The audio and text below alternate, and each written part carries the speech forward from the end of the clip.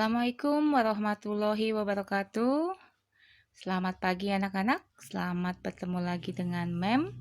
Pada hari Rabu ini kita sudah pertemuan keempat ya di pelajaran penataan produk. Untuk hari ini yang akan Mem bahas adalah mengenai inovasi penataan produk ya. 2 minggu yang lalu berarti kita sudah bab 1 sudah selesai ya mengenai apa itu penataan produk. Kita lanjut sekarang mengenai inovasi penataan produk. Semoga kalian semua dalam keadaan sehat dan tetap fokus dalam belajar ya. Selama COVID ini kita masih dalam metode pembelajaran online yaitu sistem daring. Oke, kita mulai ke materi anak-anak. Oke, sebelum ke materinya, Mem akan jelaskanmu dulu mengenai kompetensi dasar. Jadi, kompetensi dasarnya ada 2, yaitu yang pertama, menganalisis ide inovatif dalam penataan produk. Ini adalah kompetensi dasar dari pengetahuan. Sedangkan yang kedua adalah kompetensi dasar keterampilan adalah melaksanakan ide inovatif dalam penataan produk. Setelah kompetensi dasar, Mem akan jelaskan mengenai tujuan pembelajaran ya.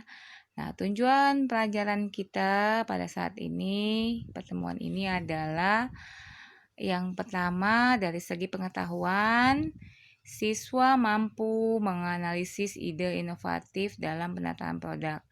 Jadi tujuannya adalah kalian mampu dalam menganalisis ide inovatif secara pengetahuan. Kemudian, secara keterampilan, maka tujuan pembelajarannya adalah siswa mampu melaksanakan ide inovatif dalam penataan produk. Ini adalah tujuan pembelajaran untuk keterampilan ya. Jadi kalian diharapkan mampu melaksanakan ide inovatif. Oke, kita lanjut ke materi. Materinya adalah yang pertama itu ide-ide inovatif. Sebelum kita melangkah ke ide-ide, maka kita harus tahu terlebih dahulu definisi dari inovatif itu sendiri. Secara definisi, inovasi produksi adalah suatu kegiatan untuk melakukan perubahan dalam produksi supaya dapat menekan biaya produksi dan operasional ya. Jadi ide inovatif atau inovasi yang dibuat dalam produksi itu tidak lain tujuannya adalah untuk menekan biaya produksi dan operasional ya. Kemudian inovasi terbagi menjadi 2 macam. Yang pertama adalah invention, yang kedua adalah discovery ya. Nah, invention adalah inovasi yang terjadi disengaja atau karena kesengajaan. Sedangkan inovasi discovery ini terjadi tanpa disengaja ya. Nah, inovasi invention definisinya adalah proses munculnya suatu hal baru dari kombinasi hal-hal yang telah ada ya. Jadi ini inovasinya memang disengaja. Jadi sudah ada produk lama, kemudian ditambah inovasi menjadi kombinasi hal-hal baru ya. Misalkan produk susu. Tadinya memproduk hanya satu rasa, misalkan rasa coklat. Nah, dengan berjalannya waktu, maka adanya inovasi, yaitu misalnya penambahan rasa, ada rasa vanila, ada rasa stroberi. Nah, itu adalah contoh sebuah inovasi yang dilakukan secara sengaja. Kemudian, inovasi yang terjadi tanpa sengaja.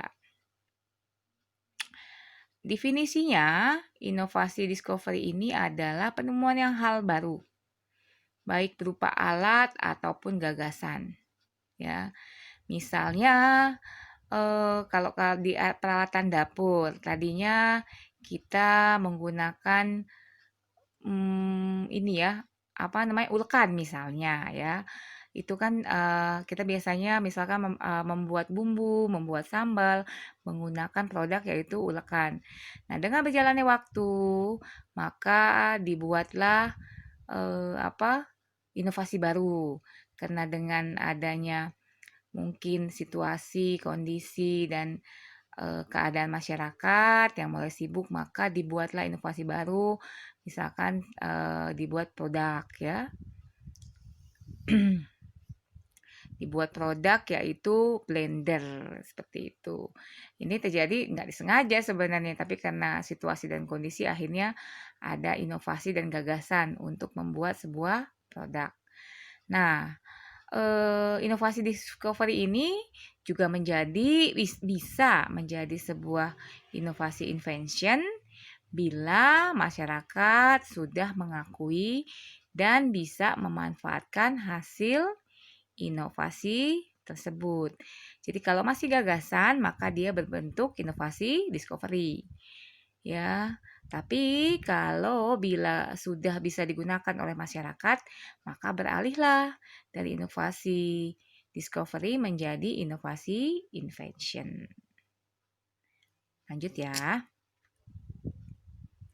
Oke, sekarang dalam berinovasi ada hal-hal yang harus kita ketahui, yaitu syarat-syarat inovasi. Ya, ada syarat-syaratnya. Sebuah inovasi itu harus hal baru atau produk baru, ya. Kemudian yang kedua, harus produknya berbeda dari sebelumnya atau yang pernah ada. Kemudian syarat inovasi yang ketiga adalah produk inovasi itu bisa memberikan manfaat bagi inovator dan orang lain. Ya, jadi ini adalah 3 syarat sebuah inovasi. Ya, baru, berbeda dari sebelumnya atau yang pernah ada, dan memberikan manfaat bagi inovator dan orang lain. Kita lanjut ya, anak-anak. Oke, selanjutnya adalah ciri-ciri inovasi. Ya, sebuah inovasi memiliki 4 ciri. Yang pertama yaitu memiliki ciri khusus ya. Inovasi harus memiliki ciri khusus ya. Kemudian sebuah inovasi juga harus memiliki unsur pembaharuan atau jadi produk yang dibuat selanjutnya itu hasil inovasi harus lebih baik dari produk yang sebelumnya ya. Kemudian ciri inovasi selanjutnya yaitu program inovasi melalui program yang terencana. Jadi, sebuah inovasi produk bisa kita lakukan dengan baik bila program tersebut sudah direncanakan dengan matang. Jadi, hasil inovasinya bisa digunakan atau bisa lebih baik dari produk-produk yang sebelumnya, ya. Kemudian, ciri inovasi selanjutnya adalah sebuah inovasi harus memiliki tujuan, ya. Jangan sampai Sebuah inovasi tidak memiliki tujuan akhirnya menjadikan sebuah inovasi yang sia-sia. Ya, seperti itu. Oke. Lanjut. Oke, kita bahas mengenai display inovasi penataan produk. Ya. Jadi, display barang dilakukan bukan hanya sekedar barang tersedia di dalam toko. Ya, namun akan lebih dari itu. Jadi, display inovasi bertujuan agar konsumen bisa melihat dan memilih produk lebih mudah. Jadi produk yang ditawarkan bisa dipilih dan dilihat oleh konsumen dengan lebih mudah. Sehingga diharapkan konsumen akan leluasa dan nyaman dalam melihat dan memilih produk.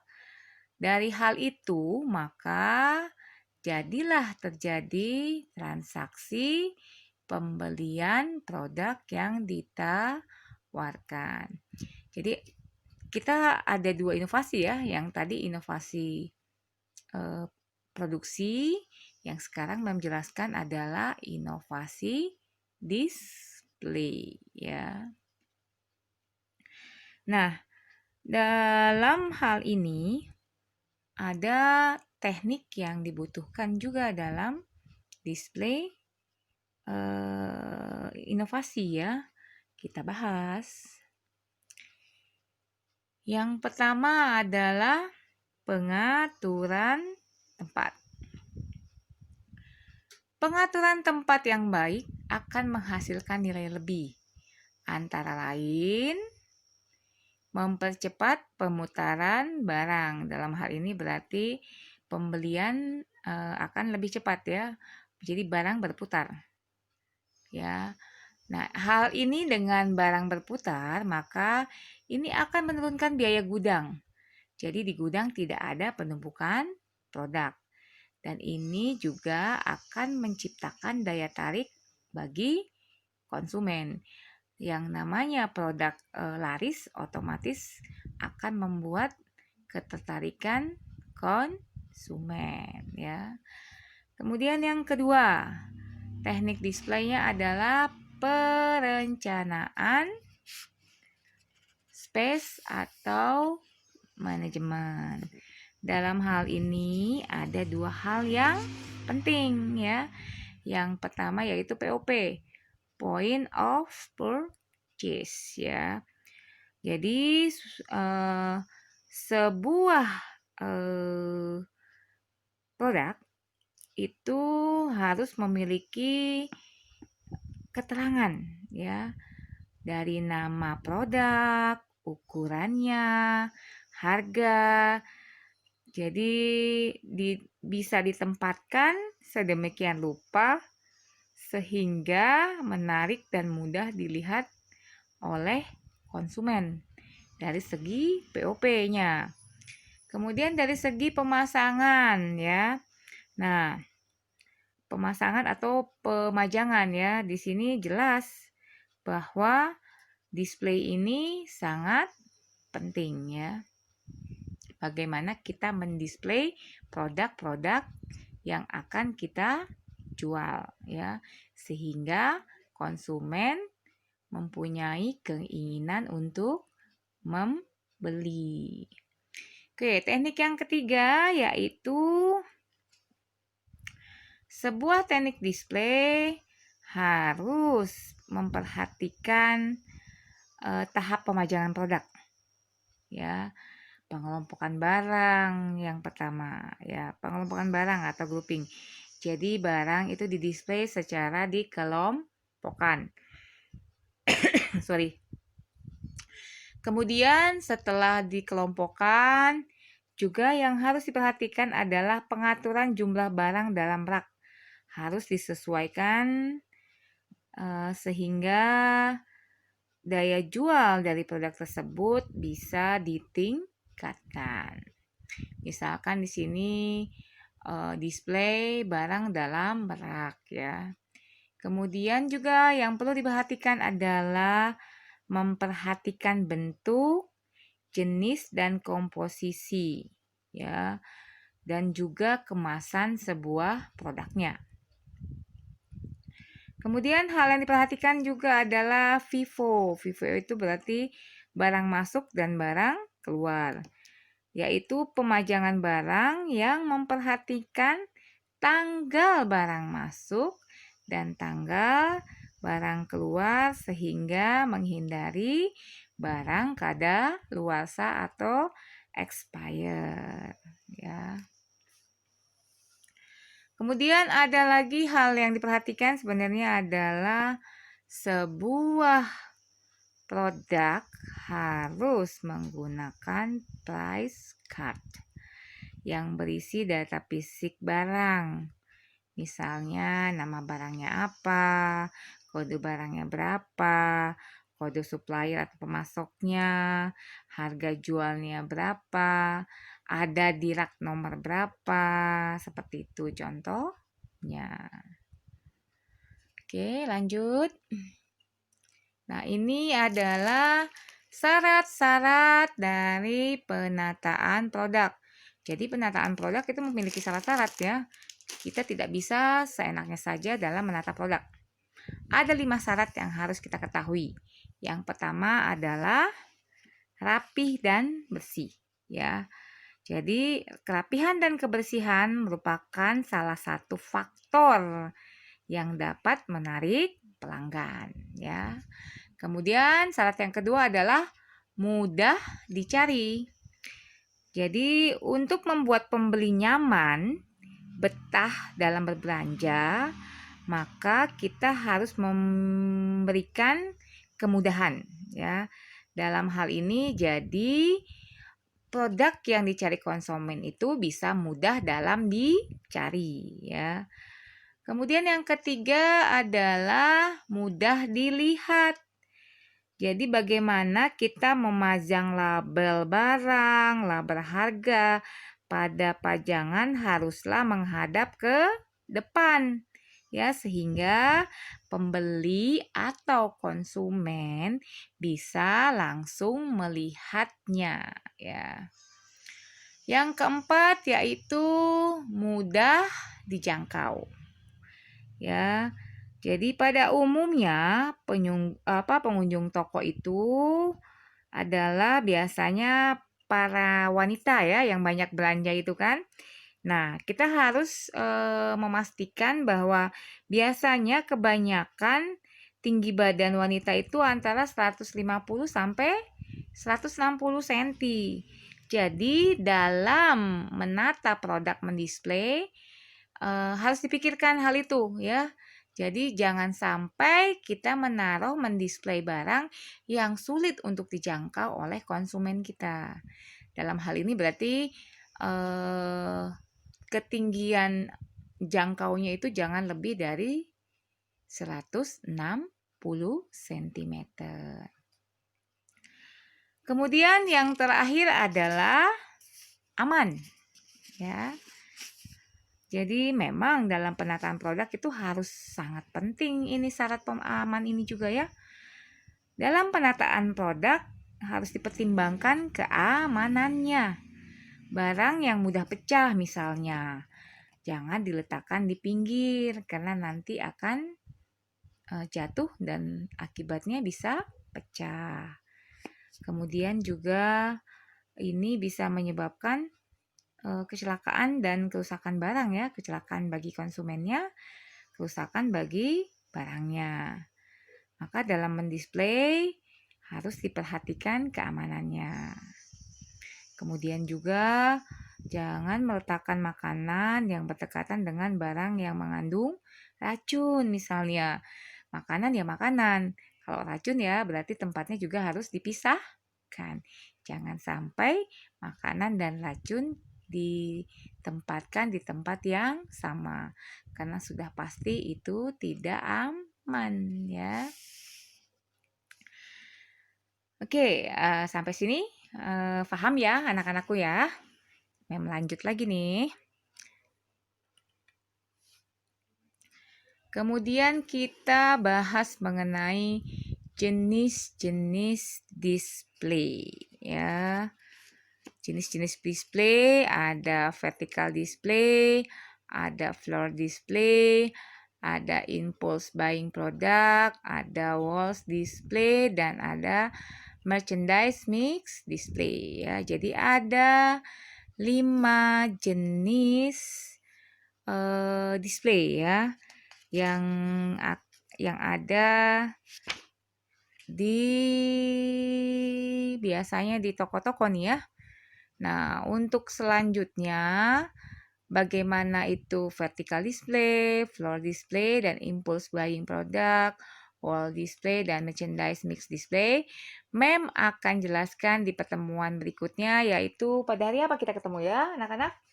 Hari Jumat ya. Nanti jadi Mem lanjut lagi hari Jumat, akan Mem jelaskan satu persatu ya. Untuk hari ini cukup sekian dulu dari Mem materinya. Sampai ketemu lagi hari Jumat anak-anakku. Semoga materinya bisa difahami dengan baik. Dan kita bertemu lagi di hari Jumat. Sampai di sini dulu. Wassalamualaikum warahmatullahi wabarakatuh.